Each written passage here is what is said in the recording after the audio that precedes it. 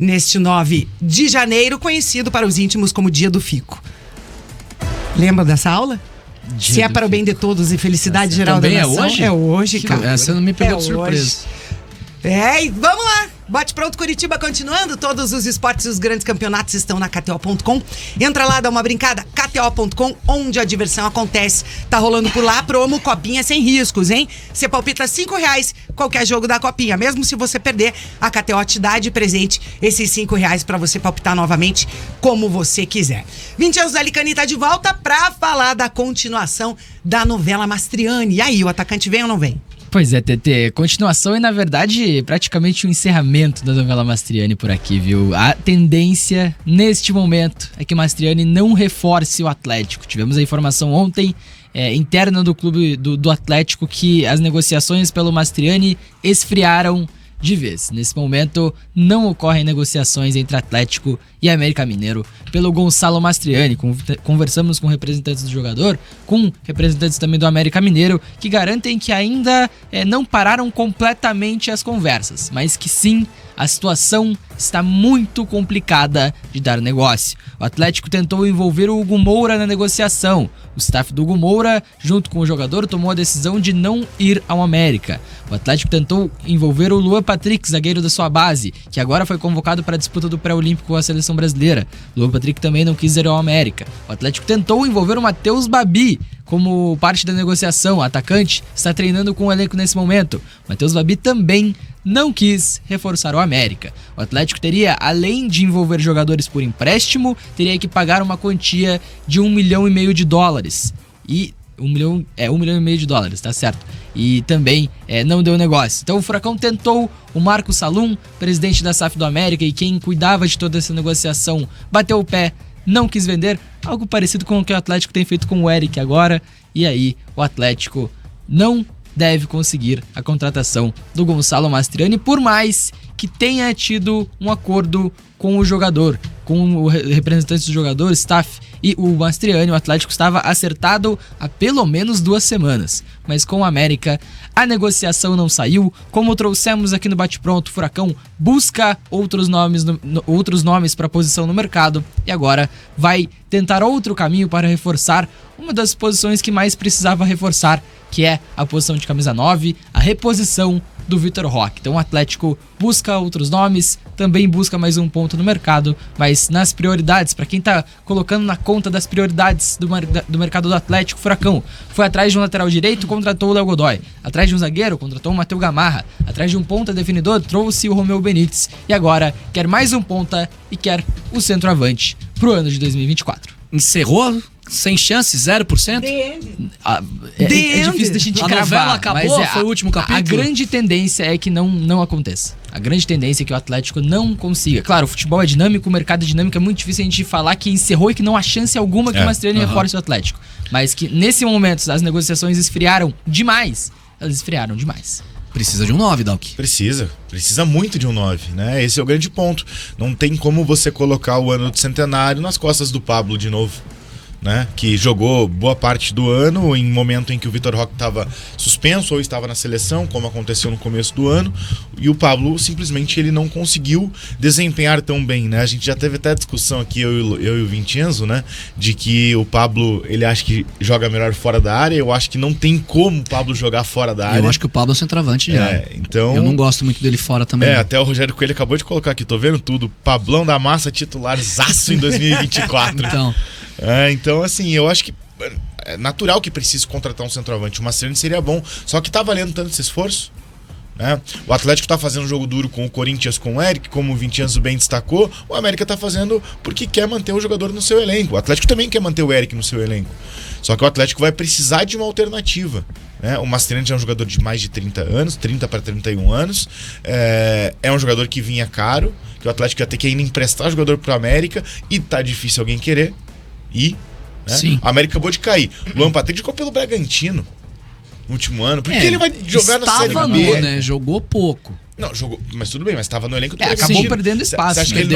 Você acha que ele não pode, por exemplo, ir para um time que subiu para a Série A agora? Claro. Ele tem a proposta do Criciúma, por exemplo. Criciúma, perfeito. Assim, por que o Hugo Moura jogando tanto tempo já em Série A, iria querer jogar a Série B agora. Pelo América. Mesmo sendo reserva, só que entrando boa parte dos jogos. Jogando muitos jogos, o Gumor. Muitos jogos. Jogou até como zagueiro, a gente falou isso ontem. Sim.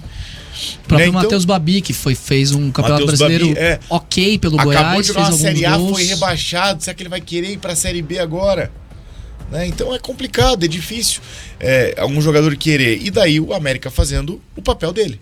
E acho bacana aqui o comentário do André Barbosa, Dal, que justamente falando disso, que as SAFs estão segurando os jogadores. Tá difícil realmente de fazer essas negociações. E a gente tá vendo isso em todo o mercado brasileiro. O mercado inflacionou muito. E sobre o Pablo é curioso, né? O Pablo, pra mim, é um centroavante de área. Eu tô mais com o Dalk do que com o Vincenzo nessa. O Pablo foi importante com o Vitor Roque em alguns momentos, mais na questão defensiva do que na ofensiva. Eu achei que ele jogou melhor quando ele jogou no lugar do Vitor Roque, principalmente na segunda semestre do Brasileiro, quando o Vitor Roque machuca. Ele teve uma sequência final ali de Sim. 4 gols em 5 jogos, Sim. né? Antes de lesionar contra o Palmeiras, o Pablo, né? O Pablo, nas últimas 6 temporadas, ele só não fez pelo menos 11 gols em uma. O Pablo é um atacante dos poucos do Brasil que entrega mais de 10 gols por temporada. Ano passado ele fechou com 16 gols, salvo engano, 16 gols. Só que foram 9 no Paranaense. Né? Tem essa questão, foi o artilheiro do Paranaense, que é um nível de disputa menor, num período que o Vitor Roque estava com a seleção brasileira. E ele fez os 9 sub-20. gols e ficou um tempão sem fazer gol depois. Sim. Ele Sim. demorou muito pra voltar Ele a fazer volta a gol. balançar as redes contra o Contra Coritiba no Brasileiro. Foi Foi o primeiro gol dele no Brasileiro. Na Arena da Baixada. É o Verdade. 10º gol dele na temporada, é no Clássico. Ele só tinha feito gols, os 10 primeiros gols são contra times paranaenses. E isso era o quê? 10ª rodada? Era a Nona 8ª rodada por aí. Era no começo, mas já difícil. algumas rodadas já do Brasileiro.